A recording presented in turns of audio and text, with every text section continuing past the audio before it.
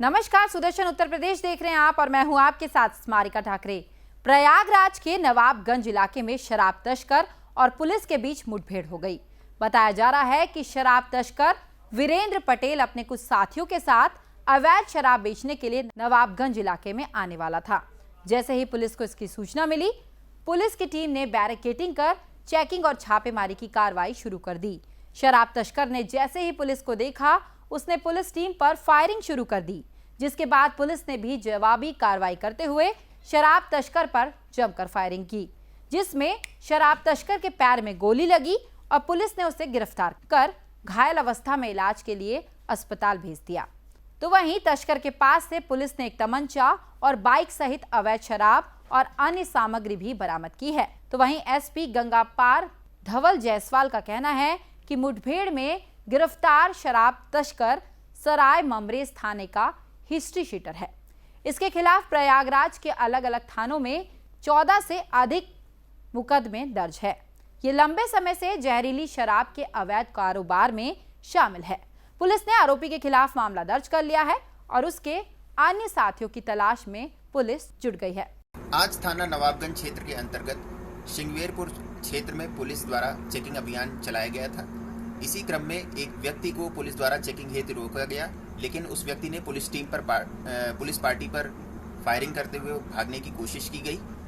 इसी क्रम में पुलिस द्वारा घेराबंदी की गई और जवाबी कार्रवाई में उस व्यक्ति के पैर में गोली लगी है। उस व्यक्ति को हॉस्पिटल भिजवा दिया गया है। प्रारंभिक पूछताछ में उस व्यक्ति ने अपना नाम वीरेंद्र कुमार पटेल बताया है, जो सराय ममरेज क्षेत्र का निवासी है। ये थाना नवाबगंज, थाना हंडिया और थाना सराय ममरेज का वांछित अपराधी है। इसके ऊपर प्रयागराज के विभिन्न थानों पर लगभग 14 मुकदमे दर्ज हैं। इसके पास से एक अवैध तमंचा, कारतूस, नकली शराब की शीशियां और शराब बनाने का कुछ सामान और एक बाइक बरामद हुई है। ये नवाबगंज क्षेत्र में अपने कुछ साथियों के साथ मिलकर शराब की सप्लाई करने के फिराक में था। इसके साथियों का भी कुछ नाम प्रकाश में आया है, जिसके लिए पुलिस टीमें निरंतर दबिश दे रही हैं। आगे की विधिक कार्रवाई की जा रही है। सर्व शिक्षा अभियान सब पढ़े सब बढ़े स्वच्छता अभियान से आप सभी परिचित हैं, जिसे किसी को बताने की जरूरत नहीं है। ये नारा सरकार की प्राथमिकताओं में है, जिसकी जागरूकता के लिए सरकार द्वारा अभियान भी चलाया जा रहा है। लेकिन इसकी जमीनी हकीकत कुछ और ही बयां करती है, जो सरकार की मंशा पर पानी फेरने के जैसा है। जी हां, आज हम बात कर रहे हैं यूपी के सोनभद्र के प्राथमिक विद्यालय की, जिसकी हालत एकदम खराब है। इस विद्यालय में सरकार के सारे वादे टूटते नजर आ रहे हैं। बता दें कि इस विद्यालय के भवन क्षतिग्रस्त है, दीवार और फर्श टूटे हुए हैं, उनमें दरार आ गई है। आपको बता दें कि इसी भवन में बच्चों की पढ़ाई कक्ष और प्रधान अध्यापक कक्ष भी है, जो कभी भी किसी बड़े हादसे को अंजाम दे सकता है। तो वहीं दूसरी तरफ विद्यालय में स्वच्छता की बात करें तो विद्यालय के शौचालय में गंदगी का अंबार लगा हुआ है। शौचालय की सफाई महीनों में एक बार की जाती है, जिससे बच्चे शौचालय का प्रयोग नहीं कर पाते हैं। ऐसे विद्यालय में बच्चे क्या शिक्षा ग्रहण करेंगे? ऐसा भी नहीं है कि विद्यालय की व्यवस्था के बारे में यहाँ के अधिकारी को खबर नहीं है, लेकिन इसके बाद भी इस विद्यालय पर कोई ध्यान नहीं दिया जा रहा है, जिससे लगता है कि अधिकारी और कर्मचारी सरकार के दावे और मंशा पर पानी फेर रहे हैं। 45 बच्चे हैं। 45 बच्चे हैं। आज सिर्फ 4 बच्चे उपस्थित हैं क्लास में। हाँ, क्लास 3 की आज संचालन होना है, तो उसमें टोटल 8 बच्चे हैं, उसमें से 4 बच्चे हैं। मैम, जिस बिल्डिंग में आप अभी अपना एक कक्ष बना रखी हैं, ये बिल्डिंग टोटली गिरने के कगार पे है। कब गिर जाएगी पता नहीं। इसके संबंध में आप क्या कहेंगे? देखिए, यहाँ तो दिया जा चुका है कि मतलब बिल्डिंग गिरने वाली है, मतलब उसका ध्वस्त होने का भी एक तरह से एक बार लेटर आया था कि इतनी बिल्डिंग गिरने वाली है तो ध्वस्त कर दिया जाए, लेकिन अभी हुआ नहीं यहाँ पे। इसको तो ध्वस्त करना चाहिए। अब नहीं तो बच्चों को बच्चे यहाँ पे नहीं बैठ रहे हैं, बच्चे सारे वहाँ उधर ही एक ही रूम पे बैठा रहे हैं। आपकी जान की कीमत नहीं है। नहीं तो हम भी नहीं बैठते, इसलिए थोड़ा काम करना था, रजिस्टर वही देख रहे थे। बैठते नहीं, आपका पूरा ऑफिस वेल मेंटेन है, और आप बोल रही हैं कि हम बैठते नहीं, ये तो गलत आप कर रही हैं। कहाँ रखे आप ये बताइए। नहीं तो अब ये चीजें, जिस बिल्डिंग को ध्वस्त करना चाहिए था वो बिल्डिंग में आपका ऑफिस है, इस संबंध में बताइए। उसके आप शौचालय का व्यवस्था आपके पास है नहीं? शौचालय नहीं है। कैसे शौचालय बच्चे कहाँ जाते हैं? बच्चे उसी में जाते हैं। वहाँ शौचालय बना ही नहीं, उसमें जाएंगे कैसे? नहीं, टॉयलेट बनी हुई है, बस टाइल्स भी नहीं है उसमें, पानी की व्यवस्था नहीं है। पानी का वो पाइप वगैरह लगा हुआ है, लेकिन अब चूंकि बन नहीं पाया। बना था सब शौचालय, लेकिन उसका टाइलीकरण के चक्कर में उसको फर्श उसका पूरा तोड़ना पड़ गया, तो पूरा वैसा हो गया। पानी पीने के लिए भी जो 5 नल लगे होने चाहिए, 6 नल, वहाँ पे सिर्फ 2 नल काम कर रहे हैं, बाकी नल बंद है। तो एक तो अभी परसों टूट गया है। यहाँ एक्चुअली गेट भी नहीं लगा हुआ है। जब स्कूल के बाद बच्चे आते हैं, गांव के बच्चे वही तोड़ देते हैं आके। इस संबंध में आपने ऊपर शिकायत नहीं की, लेटर नहीं दिया कि यहाँ पे बाउंड्री जरूरी है? बाउंड्री के लिए दिया है, बाउंड्री दिया है, ध्वस्त करने के लिए भी दिया हुआ है हमने। जब कोई घटना घट जाएगी, घटित हो जाएगी, उसके बाद इसको ध्वस्त किया जाएगा। जिस तरह से जिस तरह से जो जर्जर हो चुके, जो दीवार के बीच में उतना गैप आ चुका है, 6 इंच का गैप आ चुका है। भी भेजे जा चुके, लिंक में कई बार आया है कि आपने स्कूल की फोटो आपने किसको सूचना दी थी? ये अपने बीएसए सर को दिया था और लिंक भी आ चुके हैं। बीएसए सर को कब आपने ऐसे में जो सूचना दी थी, लेटर की दी थी या कैसे दी थी? हम लोगों का कायाकल्प के तहत आता है कि कितने बच्चे आपको कितने इसमें जर्जर हैं, कितने भवन आपके चल रहे हैं। यूपी के हमीरपुर के मोहदा कस्बे में आज उस समय हड़कंप मच गया जब बस में एक युवक का शव मिला। जी हां, आपको बता दें कि अपने गांव जा रहे युवक की बस में ही मौत हो गई। दरअसल बताया जा रहा है कि दिल्ली के बदरपुर बॉर्डर से हमीरपुर जाने के लिए रवि कुमार बस में बैठा था, लेकिन उसके बाद रवि वहीं पर ही सो गया। सुबह जब बस अपने अंतिम पड़ाव मोहदा के करीब पहुंची तो बस के कंडक्टर ने सभी सवारियों को जगाया, लेकिन जब कंडक्टर रवि कुमार को जगाने पहुंचा तो वह हक्का बक्का रह गया, क्योंकि देर रात रवि कुमार ने खून की उल्टी की थी और उसी के साथ उसकी मौत भी हो गई थी। फिर बस चालक ने कोतवाली पुलिस को इसकी सूचना दी।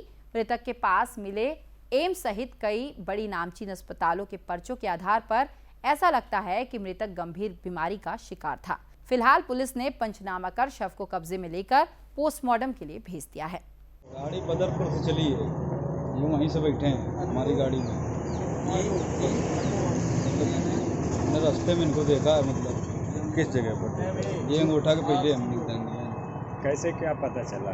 रात में और नहीं देखा? नहीं, रात में नहीं, रात में जो टूल है ना 515 रात में हमने नहीं देखा ऐसा। सुबह कितने समय पता चला है आपको? यही अंगूठा के मतलब अभी हुआ, मतलब टाइम तो मतलब याद नहीं है। 8:30 के आस। आज सुबह थाना मौधा को सूचना मिली कि एक बस जो दिल्ली से आ रही थी उसमें एक व्यक्ति की मृत्यु हो गई है, उसकी डेड बॉडी पड़ी है। मौके पर जब पुलिस गई पता चला उसको खून की उल्टियाँ हो रखी थी। परिचय पत्र वगैरह जो पास में था उनसे उनका परिचय निकाला गया। पता चला वो रवि कुमार पुत्र चेतराम निवासी नवहाई थाना राठ जनपद हमीरपुर के निवासी थे। दिल्ली में रहकर मजदूरी का काम करता था। 28 वर्ष उम्र थी। तबीयत खराब थी, बीमार रहते थे, शराब पीने का भी आदी थे। तबीयत खराब होने से ही संभवतः उनकी उल्टी हुई और उनकी डेथ हुई है। इस संबंध में पोस्टमार्टम के लिए भेजी गई है डेड बॉडी। पोस्टमार्टम रिपोर्ट आ जाने पर और स्थिति स्पष्ट हो सकेगी। घर वालों को बुलाया गया था, अभी तक कोई शिकायत नहीं प्राप्त हुई है इसमें।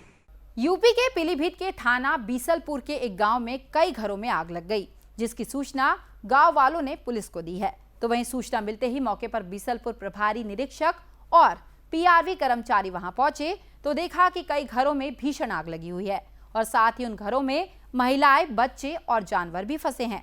फिर पीआरवी कर्मचारी ने गांव के लोगों की मदद की और साथ ही घर में फंसे महिलाएं, बच्चों और जानवरों को बाहर निकालकर सुरक्षित किया गया और साथ ही फायर सर्विस की गाड़ी का इंतजार न करते हुए गांव वालों की मदद से आग को नियंत्रित कर लिया गया और फिर फायर ब्रिगेड की गाड़ी आने पर उसकी मदद से आग पर पूरी तरह से काबू पाया गया। हालांकि आग क्यों लगी है इसका अभी पता नहीं चल पाया है। उत्तर प्रदेश के हरदोई जनपद में आज 2 सैनिक अपनी यूनिफॉर्म में पुलिस अधीक्षक अनुराग वत्स से मिलने पहुंच गए। बता दें कि दोनों जवानों ने पुलिस अधीक्षक से मिलकर गुहार लगाई है कि उनकी पैतृक जमीनों पर दबंगों ने अवैध कब्जा कर लिया है, जिसके लिए उन्होंने मुख्यमंत्री से भी गुहार लगाई है, लेकिन अभी तक जमीन को दबंगों से कब्जा मुक्त नहीं कराया गया है। इतना ही नहीं, सेना के जवानों ने बताया कि पाली थाना अध्यक्ष को भी सेना के जवानों ने एक बार शिकायत पत्र दिया था, लेकिन वहां जब उनकी सुनवाई नहीं की गई तो आज पुलिस अधीक्षक से गुहार लगाने भी पहुंचे। फिलहाल पुलिस अधीक्षक अनुराग वत्स ने दोनों जवानों को आश्वासन दिया है कि जल्द से जल्द आपकी जमीन को कब्जा मुक्त कराया जाएगा। सीएम आवास पे गया था, पहले मैं थाने पे गया, थाने पे मेरी कोई सुनवाई नहीं हुई। एसएचओ साहब बोल रहे हैं कि आप लोग यहाँ के वर्दी की दोस्त दिखाने आए हो क्या, 2 मिनट में चालान कर दूंगा। एसडीएम साहब के पास गया, एसडीएम साहब ने वहाँ से बोला कि लिख के दिया कि शांतिपूर्ण व्यवस्था बनाए रखें। पुलिस विपक्षी पार्टी को बुला नहीं रही है, जिन्होंने कब्जा कर रखा है उसको बुला नहीं रही विपक्षी पार्टी को पुलिस। किस चीज़ पे कब्जा किए हैं? मेरे प्लाट पे कब्जा कर रखा है। प्लाट का मेरे पास रजिस्ट्री है, 92 में मैंने खरीदा था मेरे पिताजी ने। अभी जब मैं इसको बनवाना चाहता हूँ तो विपक्षी उस पर कब्जा कर रखा है। उसमें ना पुलिस सुन रही है।